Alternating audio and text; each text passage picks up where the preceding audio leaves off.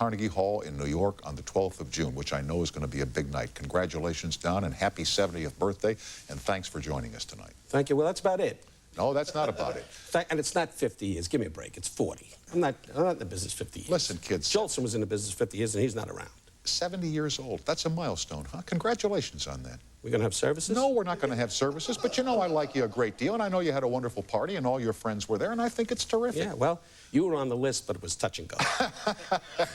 No, it wasn't. Your it wasn't touch. Your name came up, and I went, forget it. We don't need it. He doesn't pick it up any.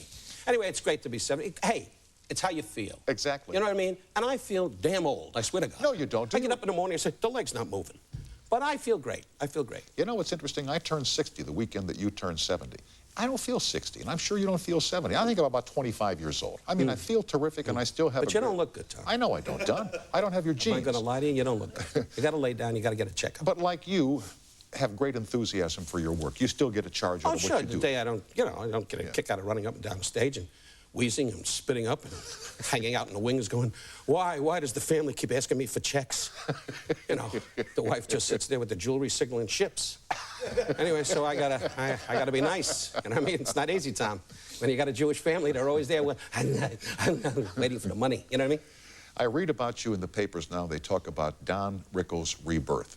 Come on, you've been on top now for 40 years. Yeah, I've been very lucky. Well, you know, I've had my ups and downs, but right now, with Comedy Central, they made me the spokesman. I've read about that. You're doing commercials for Comedy Central. Yeah, and it's great, because all the kids that might not know Don Rickles that well will be acquainted. And I just did a couple of spots with them already, and I'm very excited about it. And it should be great. And probably I will skyrocket, and this show will be a mystery, because I won't be here anymore. Too big, too big, too big. Stop it. Comedy Central. A lot of young comedians have places to work because of Comedy Central. When you were coming up, where could you go to work? There was no Comedy Store, Comedy Central, MTV, none of that stuff. No, I used to work in, you know, places like the Melody Club, when the girl came out with the little pasties and did Night Train, ba-boom, ba-boom, and the soup used to dance. The guy serving the soup used to, you know, and all the guys sat in the front, and the boss in those days sat with his robe right in the front, in the bathrobe, right in the front, with the robe open. And I tried to concentrate on my work, but I thought it was a hunt or something, you know what I mean? I kept seeing a sparrow looking around, you know? So it wasn't easy, you know?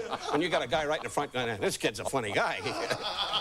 And I'm doing, gee, there's a live sparrow loose. Nobody watches this show anyway, don't worry about it. Every time you're here, once you get going, you're like a steam engine. You just go faster and faster and faster. I mean, because I want it to end. Well, it will. Oh, well, I know you'd say that. And you told me the last time in school, you were a shy guy. You were not an extroverted kid. No, I was failing every subject in the world, you know, but I was the class clown, you know, president of the school, and the president of the high school found out I was failing every subject, grabbed his chest, and told me to take a cab. Lucky World War II came, because I'd still be in high school. As soon as they said, would you like to join up? I was overseas already. And I kept saying to the Japanese, I have nothing against you. I do comedy. I do jokes. And the guy keeps saying, keep firing at the guys with the funny teeth. I said, you don't understand. I buy all their toys. What do they want from me? You know what I mean? And they kept coming out of the jungle going, here's the Jew. Bang! You know, and I kept saying, don't do that. But they didn't listen. Were you funny as a kid in school? Oh, sure, it was a riot. And where did you get your stuff? Like, when we were in school, the funny kids would watch Milton Berle the night before, or they'd watch comedy on television, Jackie Gleason, and they would come in and do those routines in lunch hall. Where did you get funny stuff Well, from? I think from my folks. My father was a wisecracker, and he was a good guy, and he laughed. My mother didn't have my kind of sense of humor. You know, she was sort of a Jew pattern. She just sat in the kitchen with a helmet going, get in here! You know? And my father sat in his underwear in the living room going, whoa. It was a nice family. But, no, I'm kidding. My father was a classy guy. But you know, I inherited that. I was always that way. I used to make fun of my grandmother, make fun of people, bump people who were sick. I made fun of death. I made fun of everything. I make fun of this show, because it is a funny show, you know. Well, we're not the funniest show in town, Don, but we are. You took a guess. but we are the biggest joke, see? No, it's a good show. And the high school plays that you did, was that your entree to performing before? No, way before that, way before that. When I was a kid, I used to, you know, I used to run around. I was the kind of guy, and you know, I was the one that always went to the synagogue dances, the church dances, and not too many church dances. But I went to the synagogue dances a lot. I didn't go to the church dances because they were all playing bingo, you know. Yeah. But whenever I went, I was always the guy that that got everybody laughing but never got the girl, you know? And I was always driving the car, and they were in the back seat having a luau, you know, and I never got a shot at it, you know what I mean? So I was always the funny guy that never got the girl. But I used to go to the dance, and they'd send me, we'd all go in, and to get attention, and I was basically a shy guy. I'd get up on a table or a chair and go, can I stand up? Sure you can. And I get up on a chair, I swear to God, I get up on a chair, and everybody's dancing, I go all dancing, I go, hold it, everybody! I'm leaving! And they go, what? What? And people stared. They said, what the hell's the matter with him? That was my way of getting attention. Yeah, yeah. And then I struck out again. I always wound up with a waitress with a tooth that whistled. We went to the CYO dances, and it was the same thing. There were shy guys and extroverted guys, but growing up Catholic, we always wondered about stuff about being Catholic. Why couldn't you have meat on Friday? Or why did you have to not have water before you went to communion? Did you wonder about things that Jewish kids had to do because of religion ever? No, I paid no attention. I phoned God. I didn't. You guys got up in the morning and went, looking for a wafer. We didn't do that. We phoned the rabbi, give him a couple of hundred, he does what we want, you know. But I never had that problem. We were very, you woke up with a nun, you know, every morning going, Tom, sit, dance, boom. Right. We didn't have that. Rabbi just sat there and said, how's the family? He said, here, Rabbi, here's a couple of hundred, don't bother me. It's great. Fantastic. That's the way I was raised. Take your time. This is your show. Don't go to pieces. No, I won't. I just want to try something else. Okay, okay. You went to the Dramatic Academy in New York and you studied acting and you were an actor and all of it, but somewhere along the line you made the transition to comedy. When did that start? When you decided, you know... When I couldn't get work. Oh, really? Yes, it started very early. I went to the American Academy of Dramatic Arts. I've mentioned this, I think, before to you, and I went there with Jason Robards, a fine actor, and Anne Bancroft, and a lot of good people at that time, And you were good there, I hear. Yeah, well, hey, I graduated. That's right.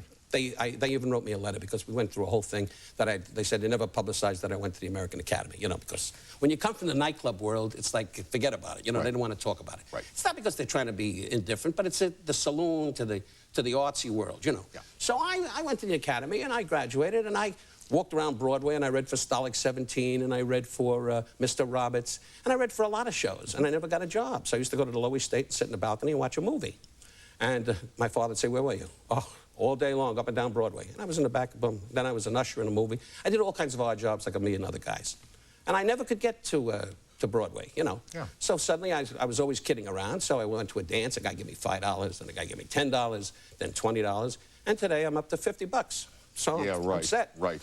We are with Don Rickles, who later on this month will be appearing at the Trump Taj Mahal in Atlantic City.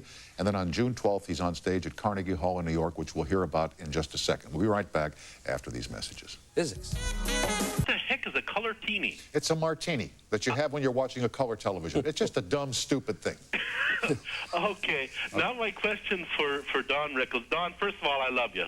Thank you very much. I love you, too. Let's have lunch. I've appreciated your work for many years. Thank you. And I truly do love you. Thank you. But I wanted to ask you, Don, first of all, what is your favorite insult, and how the heck do you manage to keep an audience on your side when you insult them? Well, the whole idea is you got to let them know it's a joke. That's the first thing. Right. Otherwise, the paramedics are going to give me mouth to mouth. And it's just it's a style and a way of making people enjoy you. And it's not like insult. People say insult. To me, it's a big rib. But I've always been tagged with the word insult, so I go along with it. After 35 years and more, it's done me very well. It put me in good stead. So that's the way it goes. But it's your personality, and they come to see that, and they enjoy it, and I enjoy doing it. I think they appreciate the fact that you have guts, too. Well, I don't know about guts, but I have a lot of Blue Cross. Thanks, Don. I love you. Okay. Good luck. See you in Ottawa. Okay. Good night, Lawrence. My favorite place, Ottawa. Go up there for the Mountie Convention. Montreal. Huh? He's in Montreal. It's in Montreal? Who cares? What do I care? I live in America. I don't go to Canada. Well, you might have to go there someday. Well, to buy a sled. Yes. There was a time... Shoot a hunting dog away. What? After you got hot in the clubs and Sinatra saw you and became a fan, and Dean Martin and Sammy Davis. Yet the producers for television said Rickles is too hot for television. And along came an appearance on the Johnny Carson show in the 1960s. He was the man. Johnny Carson did it. He really did. And followed by Dean Martin, rest his soul. And Dean later put me on the variety end, but Johnny was the first guy in New York said, we've got to take a chance with this guy. They said take a chance. He said, no, he's funny. I want him But on. why was there that feeling, do you think, that if they took Rickles, they were taking a chance? What was the risk? Because in those days, it was outrageous. You know, today I could work the Vatican compared to what's going on, you know. Nothing personal. I know how sensitive you are about No, that. I'm not sensitive at all. Forgive me. No, If you have a ring, I'd kiss it, but, you know. I have something else you could kiss. Yeah. Well, we'll see how this goes. Anyway, this is great. You and I are laughing, and the people out there in America are going, what the hell are they doing? But I got to tell you, as far as what were we talking about? About the risk that Don Rickles represented on television. Yeah, well, it was outrageous. You know, I made fun of ethnic backgrounds and exaggerated, made fun of people, in front of the blacks, in front of the Jews, in front of the Catholic, whatever, Irish, French. I hate to use the word Catholic, not Catholic, Irish, whatever. And I made fun of people, and that was unheard of in those days. And what I did was, just making fun, which I still do to this day, exaggerate all our insecurities. That's exactly what I'm doing. And it's not that I'm a joke teller. I never was a joke teller. I tell things, you know, like I say, Tom, the suit you have on, I'm a friend. Yeah. You are a verbal caricaturist, is what you are. Yeah. I'm sorry. I take it back. Right away, he's got to come out with the college crap. Verbal conversation. All right, and then Greg Garrison Greg was a good put friend. you on the Dean Martin show and said, don't script, Don, let him ad-lib. That's right. They put a whole audience. Bob Hope, the big joke at that time, Bob Hope came late. He had a ton of stars. Bob Newhart was included. He begged. And they had all these stars in there, and Bob Hope came in late. And I turned around and I said, at that time, the Korean War was on. Vietnam War. Vietnam War. I know I can't keep up with the wars, you know what I mean? I'm so busy down in the White House down below in the strategy room trying to figure out which war it is. I don't know what the hell that means, but you're staring at me like you understand it. So anyway, so Bob Hope, you're just sitting there. No, you're a big help, too. I'm watching him. Well, I tried and got the remark about we'll see how this goes, so I'm not coming over there anymore. Anyway, Bob Hope came in, and I turned around, and I said the line, I said, is the war over? And at that time, it was a big thing, and everybody laughed and fell down, and Bob Hope did a great thing. He stood up and unfolded the American flag and marched around the room for a half hour. And like a dumbbell, I followed him. Right, Bob, right, Bob. Have you ever met Bob Hope? Yes, I have. Oh, great. Debbie in Fort Wayne, Indiana. Is this a shoe and convention? welcome to CBS. It's Hello. a shoe convention. All of a sudden. Hi. Hi, Tom. Hi, Don. Hi. Well, I was just wondering, has anyone in your audience or elsewhere ever been able to out-heckle you? Well, dear, the show is not a contest. I mean, you don't come to see Don Rickles go, okay, Joe, get it rolling. You know, it's not like that. You know what I mean?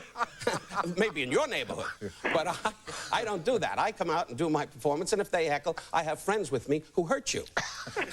One, his name is Rocco Bonzuno, and the other guy is Aldo Ganano. Newhart has told stories of handling hecklers. Did somebody hit her? No, no. Suddenly there was... Have you had a situation where you've had somebody in the audience who maybe had too much to drink and it was difficult to handle? No, in my beginnings, every comedian had that in the rough places I worked. But as time went on, the more a name you became and the more prestigious the places you worked, that doesn't happen. I mean, you can have anything happen in the finest, it could happen in church or a synagogue. I mean, so those things can happen, but it's a rare thing. But is there a routine that comedians have that you develop that if somebody is heckling you? I don't have a set thing. I really don't. Okay. You know, I really don't. Like, if you annoy me, I leave. Oh, I understand that, because you have on so many occasions. Yeah, right. Debbie, did you have any other questions for Don? Oh, not much else, but I just wondered if he's ever been at a loss for words. Yes, once when my father said he was cutting off the money. And I had a massive. Thanks for calling, Debbie, and thanks for donning us up tonight. Thank you. Thanks, Debbie. Bye-bye. Bye. We will continue with Don Rickles, who'll be appearing at the end of this month at the Trump Taj Mahal in Atlantic City and on the 12th of June at Carnegie Hall, which we'll find out about after this short break. What good movies have you seen this year, besides the ones that you were in, Toy Story? Oh, that's about it. Casino. No, Oh, I haven't seen it, but a lovely girl, the Twister. Helen Hunt. I met her and her boyfriend, Hank. You know, the kid in Bye Bye Birdie, Birdcage. Birdcage. Yeah. And Hank, and she's a lovely girl. And I'm very happy. That picture's a big picture. But As far as Dead Men Walking was very good. Did you go to Fargo by any chance? Fargo was great. Isn't that a great picture? Yeah, a lot of yeah. A lot of yeah. I don't like your police work. Yeah, they couldn't solve the case with the yeah. And then, you know who was here one night was Alan Alda, who did this thing, Flirting with Disaster, that was absolutely an hysterical picture. You and Barbara would love that picture. It's very, very Really? funny. Yeah. I have to see it. Yeah. By the way, at Carnegie Hall, you were talking about that. Yeah. Rita Rudner is going to be on the show with me. Very I'm good. delighted. She's a wonderful, Oh, no, talented she's lady. a pal of mine. Oh, is she? Yeah, she used to date a guy that bought my house back east when I left there. Really? Yeah, and she told me stories about eating Tom Snyder's cornflakes and drinking Tom Snyder's milk and sleeping in Tom Snyder's bed. And That's exciting. Yeah, well, it was then for me. Yeah, it's great. Chris, you're not a very generous guy, Don. Christina in Norfolk, Virginia. Hello. Hi, Tom. Good evening, Hi, Don. Christina. Hi, Virginia. Christina, Norfolk, Christina. Virginia. Why, she's going to make a stink? She's on the phone. Try to stay with this, Let Don. the woman's talking, Don, huh? Don, we're not going that fast, honey. Just try to stay with it. Gee now. whiz, give her a break. I know. I was in Norfolk in the Navy. A lot of luck. Okay, yeah. Hi, I wanted to ask you, in this age of political correctness, do you feel any pressure to tone down your racial humor? No, I do what I do, and it's, as I said, if you last 35 years and more as I have, I got to be doing it right. Otherwise, I wouldn't be on Tom Snyder's show. I'd be dickering with somebody big. But, you know, in the meantime, I'm on this. So, no, it's done well for me, and I don't even think about politically incorrect or correct or what have you. I just do my thing, and hopefully people like yourself will continue to laugh. Well, I love you. I think you're great. I love you too, dear, and I'll give you a call. Okay. Okay, thanks. Bye. Good night, Bye-bye. Christina. Good night, Christina. I asked you in the break Sleep well. about Carnegie Hall. Yeah. And you said to me, well, tell the places you've played. You've played some great venues, Radio City Music Hall. Radio City Music. Well, Carnegie Hall, I'm amazed that I'm there because I don't even play the violin. And I got to tell you, that should be very exciting. Alan King is going to host it, and I thought I'd bring up. He was in Casino with me, and he keeps saying, mention me. And so he's going to host the thing, and Toyota is sponsoring it, along with Comedy Central. So it should be a heck of a night. And Radio City was great. It was with Frank Sinatra, although Frank was on too long. I told him that, and now I got an aunt in the Bronx that I can't find. So I tell those things to Frank, and he's cute. He twists my leg, and now it's funny, you know. I call up Jerry Lewis, and it's better. Anyway, so jump in if you think of anything. And so I wouldn't dream of it, pal. Oh, please. Anyway, so I find that all these jobs at Copa, the Elegant in Brooklyn was a stepping stone to New York. Yeah, but Carnegie's St. Pete's Basilica, Well, you know, yeah. it's big. It really is. Yeah. I'm very excited about it. What is the difference in performing in Las Vegas and Atlantic City as a performer? Is there, as a gambler, it's totally different, as you know, but as a performer, what's the difference? I don't find it different. I find the people that come to gamble come from all over the country. You know, they come to Vegas, they come to Atlantic City. You get the Midwest people, but now they go by, it's coast to coast. Right. And so with me, the audiences don't change. I went down to Memphis, Tennessee, and Biloxi, Mississippi with Joan Rivers, who, by the way, is a great gal. Anyway, and Joan and I, we worked down there, and I thought I was going to run into a wall. I thought, you know, Billy Bob was going to come out riding, you know, Billy Bob coming out of Chute 9 riding Shot at Joe, you know. And that was going on. But I walked out, and that audience was terrific. Those people were great, you know. They kept yelling, yeah, you know, throwing grits on the tux. But, hey, you can't have it all. The difference to me when I used to gamble in Atlantic City versus Vegas, Atlantic City, they're playing with rent money. You know, they get the paycheck on Friday. That's true. Whereas in Vegas, they're 2,500 miles away from home, and they're there to have a vacation, so if they lose a little money, it's not that big a deal. Yeah. Here, and I know it's too in Vegas. They got a lot of kids sliding around in casinos now. You know how they do it at a dance or a wedding? Kids are sliding on the floors now. They got kids all over the place. Suzanne in Louisville, Kentucky. Hi, welcome to CBS. Hi. Don, my son, John Bradbury, was in 6th grade with your son, Red, at John Thomas Dye School many years ago, and I wondered what Red's doing these days.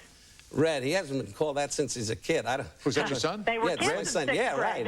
right. My son Larry is I'm very happy for him. He's a writer now, and he's writing scripts, and hopefully he'll get real lucky with a good one. He's written some good stuff, and he's got an agent, and he's doing very well, and I'm very proud of him. Well, good for him. He was always a nice kid. Well, thanks so much. And why did they call him Red when he was a kid? Because he had red hair. What I'm are you, sorry. dumb? I hate that. Don't be dumb. When you hear the bell, go to history.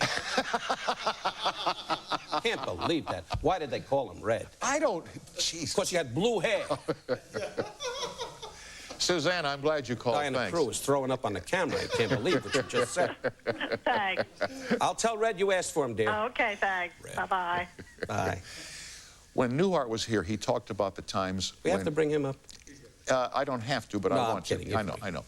Have you ever had a tough night on stage where it just didn't work? Have you bombed ever? Well, if I did bomb, I have a great attitude. I've never in my career said I was wrong. In fact, I say a joke on the stage. When an audience doesn't respond to something, which is not too often, thank God, but when it happens, I always say, hey, everything I do on the stage, I did up in my room, and I laughed my you-know-what off. So I know it's funny. So I've never given the audience the satisfaction of saying, hey, bombed. That expression came a long time ago in comedians when they were first starting out, and there was like dead silence, or things were tough, or the audience was restless. And I've had audiences over my career, sure, that weren't the best, but I never let them know it. Gotcha, I don't know if I'm explaining it right. Yeah, no, I let them know that they're not getting it. I got it, but they're not getting it. Got you. You know who was great making bad material look good was Johnny. The best. Yeah, remember Johnny? Well, his takes, I remember him. I spoke to him the other night, and he wanted to borrow. He's off the air 20 minutes, and the man's borrowing already. Anyway, I can say that because he don't stay up this late to watch this. He knows you're not going anywhere. So I used to do that. I used to kid around, and he was the best. Yeah. He'd set you up, like you do. You're great at that, Tom. Right. You really are. This is straight. Yeah, right. You got to have a guy lead you into things. You just can't sit here in a chair and ha, like a robot. And Johnny was great. He knew when to lay back, and he knew when to destroy you. And that was his gift in life, to destroy me. May you never have silence in the seats or a restless audience. Thanks for being a pal, and knock 'em dead at Carnegie and at the Taj Mahal back in Atlantic City at the end of this month. Thanks so much. And by the way, I'm also going to be at the Tropicana in August, so if we can go with the calendar that far in advance, it's great. This crowd can't remember. They can't think that far ahead. Hey, Tom, may I just say, before I leave you, you are a decent human being and a wonderful guy because over the years you've treated me first car, and I appreciate it. After all this abuse, I'm now... You're waiting for a bomb to go off. I'll tell you the truth. It already has. I don't like you. I've never liked you. This show stinks, and get off. Okay? Do you feel better now? Back with Jeffrey Tambor. Our thanks to Don Rickles will continue after these messages. You stinker, you.